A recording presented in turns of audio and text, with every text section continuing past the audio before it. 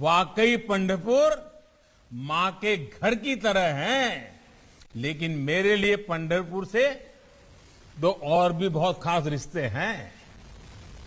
और मैं आज संत जनों के सामने कहना चाहता हूं, मेरा विशेष रिश्ता है।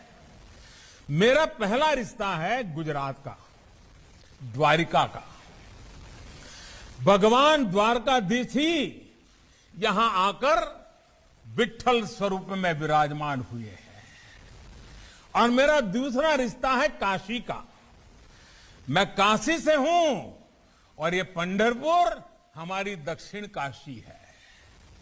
इसलिए पंढरपुर की सेवा मेरे लिए साक्षात श्री नारायण हरि की सेवा ही है।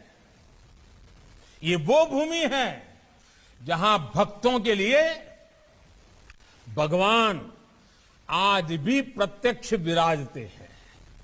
ये वो भूमि है जिनके बारे में संत नामदेव जी महाराज ने कहा है कि पंढरपुर तब से हैं जब संसार की भी सृष्टि नहीं हुई थी। ऐसा इसलिए क्योंकि पंढरपुर भौतिक रूप से ही नहीं बल्कि भावनात्मक रूप से हमारे मनों में भी बसती है। ये वो भूमि है जिसने संत ज्ञानेश्वर, संत नामदेव, संत तुकाराम और संत एकनाथ जैसे कितने ही संतों को युग संत बनाया है। इस भूमि ने भारत को एक नई ऊर्जा दी, भारत को फिर से चैतन्य दिया।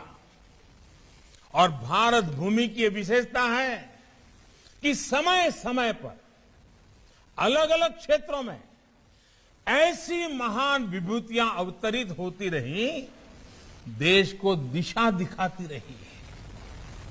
आप देखिए, दक्षिण में माधवाचार्य, निम्बार्काचार्य, वल्लभाचार्य, रामानुजाचार्य, पश्चिम में नरसिंह मेहता, मीराबाई, धीरो भगत, भोजा भगत, प्रीतम। तो उत्तर में रामानंद, कबीरदास, गोस्वामी तुलसीदास, सूरदास, गुरु नानक देव, संत रैदास। पूर्व में चैतन्य महाप्रभु और शंकर देव जैसे अनेक संतों के विचारों ने देश को समृद्ध किया।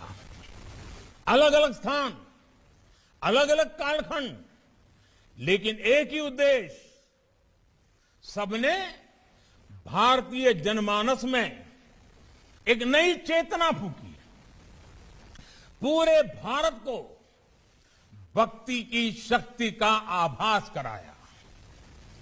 इसी भाव और इसी भाव में हम ये भी देखते हैं कि मथुरा के कृष्ण गुजरात में द्वारकाधीश बनते हैं, उडुपी में बालकृष्ण बनते हैं और पंढरपुर में आकर विट्ठल रूप में विराजित हो जाते हैं।